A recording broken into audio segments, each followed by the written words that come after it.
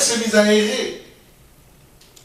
Et voilà que, lors d'un combat que lui avait suscité, il meurt. Et voici ce que la Bible nous dit dans 2 Samuel 18, 32. Lorsqu'on apprend la mort d'Absalom à David, il dit, alors le roi saisi d'émotion, monta dans la chambre au-dessus de la porte et pleura. Il disait en marchant, mon fils Absalom, mon fils Absalom, que ne suis-je mort à ta place? Absalom, mon fils, mon fils. Un père, il ne te laissera jamais. Il ne t'abandonnera jamais. C'est ça un père. C'est ça un père. Que ce soit un père biologique, que ce soit un père nourricier, que ce soit un père spirituel, il ne t'abandonnera jamais. C'est ça que tu dois comprendre. Tu es un jeune homme dans la salle aujourd'hui. Tu es un homme âgé. Et tu as connu dans ta jeunesse des situations où tu t'es cru abandonné. Tu as coupé les ponts avec un père, un oncle, même une jeune fille, une jeune femme, une maman peut-être aujourd'hui. Tu as décidé de couper les ponts. Voici ce que David dit. Il pleure Absalom, qui est son fils, jusque dans les épreuves. Aujourd'hui, tu as besoin de te lever et de regarder en toi. Il y a un père que tu dois appeler. Il y a un oncle que tu dois appeler pour lui dire, pardonne-moi. Parce que j'avais fait un trait sur toi dans ma vie. Je reviens vers toi.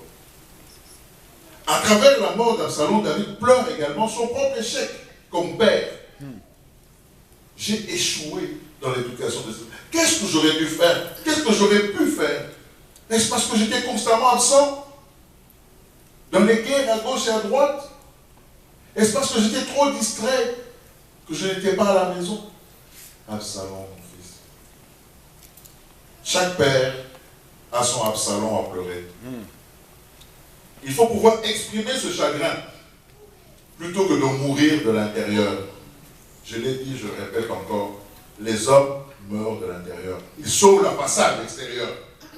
Il est fort, ça va bien, tout est beau. Mais il meurt petit à petit de l'intérieur. Il meurt. C'est cette femme qui venait au conseil matrimonial et puis qui dit, je ne comprends pas, on vient de fêter nos 20 ans de mariage. La semaine passée, mon mari m'a même offert un très beau bouquet. Un bouquet de fleurs. Et aujourd'hui, il m'annonce qu'il veut divorcer. Je ne comprends pas. Le langage des hommes, tu n'as pas compris. Il a gardé le silence pendant longtemps et il s'est enfoncé, Autant la femme parle comme une mitraille, comme j'ai dit tout à l'heure, parfois les hommes c'est un coup de canon. Un seul. Boum. C'est trop tard à ce moment-là. Parce qu'il commençait à mourir depuis longtemps. Pour terminer, je voudrais terminer avec une bonne nouvelle. Conclure en disant, Dieu donne toujours une seconde chance. Et comme il a fait pour David, la parole de Dieu nous l'enseigne. Après ces événements, Dieu donne Salomon à David. Et Salomon, le fils de David, assure la postérité. Il est trouvé agréable à Dieu. C'est ce que nous pouvons lire. Toutes les promesses que Dieu fait à Salomon, en lui promettant qu'il serait même plus grand que David, qui pourtant était l'homme selon le cœur de Dieu. Donc vous pouvez lire ça dans 1 Roi 3, de 5 à 15.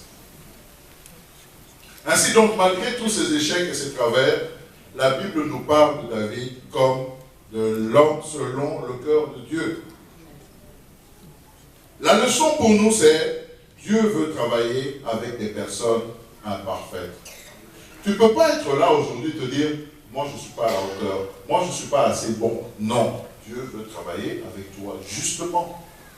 Il n'est pas venu pour les gens qui étaient bien portants, il est venu pour ceux qui sont malades. Hommes, femmes, pères en particulier. Ne te dis pas, je ne suis plus bon à rien. À l'âge que j'ai, qu'est-ce que je peux faire à l'église? Non. Aujourd'hui, c'est à toi que s'adresse cette parole, cette seconde chance. Tu as échoué avec un fils, avec une fille qui a quitté la maison dans des circonstances que tu ne voulais pas. Il y a une seconde chance aujourd'hui. S'il est vrai que les enfants peuvent appeler des pères aujourd'hui, être père, c'est assumer cette responsabilité. J'ai commis cette erreur, j'ai commis cette injustice envers une femme, envers une épouse, envers un fils. Va. Sois ce père-là qui n'abandonne pas. Lève-toi, appelle et dis, reviens, reviens à la maison. Il cherche ceux qui sont découragés, qui pleurent encore Absalom. Car chacun d'entre nous, oui, il y a un Absalom, mais il y a également un Salomon. Une seconde chance. Levons-nous et saisissons cette chance, cette promesse que Dieu nous donne. Car c'est là l'image du Père céleste, celui qui nous donne toujours une seconde chance. Amen. Amen. Que Dieu bénisse sa parole.